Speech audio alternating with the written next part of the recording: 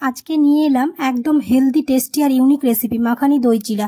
গরমে ঠান্ডা ঠান্ডা এই রেসিপি খেতে যেমন ভালো, বানাতেও লাগে মাত্র 5 মিনিট। আসসালামু আলাইকুম, কেমন আছো তোমরা সবাই? নতুন একটি রেসিপিতে তোমাদের সবাইকে স্বাগত জানাই। এই গরমে শরীরের সাথে সাথে পেটকেও ঠান্ডা রাখবে মাখানি দই চিড়া। একবার হলেও ট্রাই করে দেখবে, দুর্দান্ত লাগে আর হয়ে যায় খুব তাড়াতাড়ি।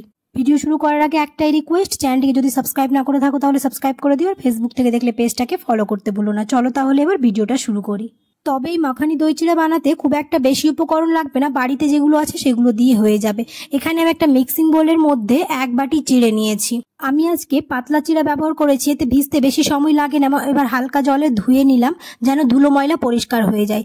চিড়া ভিজে গেলে সেটা একেবারে নরম আর ফ্লাপি হয়ে যাবে, তার জন্য প্রায় 5 মিনিটের জন্য আমি খুব ভালো করে ধুয়ে নিয়ে হালকা জল দিয়ে ভিজিয়ে রাখবো, যাতে এটা খুব ভালোভাবে সোক হয়ে যায় এবং একটুখানি ফ্লাপি ব্যাপার আসে। খুব ভালোভাবে আমাদের চিড়াটা ভিজে গেছে আর দেখতে পাচ্ছ সবগুলো জল শোক করে নিয়েছে। এবার এখানে অ্যাড করব হচ্ছে নিজেদের পছন্দ মতো ড্রাই ফ্রুটস আর ফ্রুটস। তো এখানে আমি কলা, স্ট্রবেরি, খেজুর নিয়েছি। কলাটাকে ছোট ছোট স্লাইস করে কেটেছি, এখানে কলাগুলো দিয়ে দিলাম। এবার দিয়ে দিলাম হচ্ছে কিশমিশ। তবে এখানে নিজেদের পছন্দ মতো ড্রাই ফ্রুটস বা ফ্রুটস ব্যবহার করে নিতে পারো, বাড়িতে যেই ফ্রুটসগুলো থাকবে সেগুলো তোমরা দিয়ে দিতে পারো। খেজুরের বীজ ছাড়িয়ে খেজুরগুলোকে ছোট ছোট টুকরো করে কেটে রেখেছিলাম, স্ট্রবেরিটাকেও ছোট ছোট টুকরো করে কেটে রেখেছিলাম। এবার দিয়ে দিব হচ্ছে টক দই। তোমরা চাইলে এখানে টক দইয়ের পরিবর্তে মিষ্টি দই ব্যবহার করতে পারো। আমার কাছে মিষ্টি দই ছিল না বলে টক দই ব্যবহার করেছি, এতেও খুব ভালো টেস্ট আসে।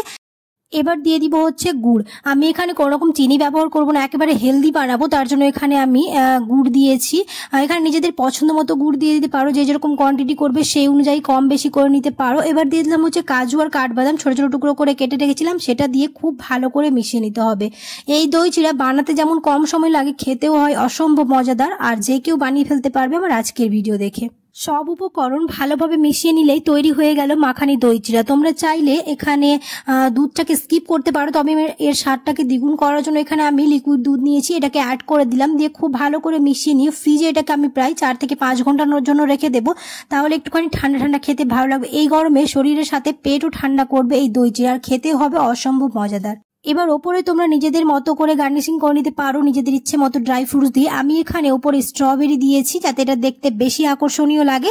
ব্যাস, আমাদের রেডি হয়ে গেল হেলদি টেস্টি একটা ব্রেকফাস্ট বা স্ন্যাক্স। গরমে ঠান্ডা ঠান্ডা খেতে এই দই চিড়ায় জুড়ি নেই। আশা করছি আমার আজকের রেসিপি তোমাদের ভালো লেগেছে। যদি ভালো লেগে থাকে তাহলে অবশ্যই একটা লাইক করে দিও, আর কমেন্টে জানাতে ভুলো না কেমন হয়েছে। ফ্রেন্ডস আর ফ্যামিলির সাথে বেশি বেশি করে ভিডিওটা শেয়ার করে দিও। দেখা হবে খুব শীঘ্রই পরে একটি নতুন রেসিপিতে। সবাই খুব ভালো থাকবে, সুস্থ থাকবে, সাবধানে থাকবে।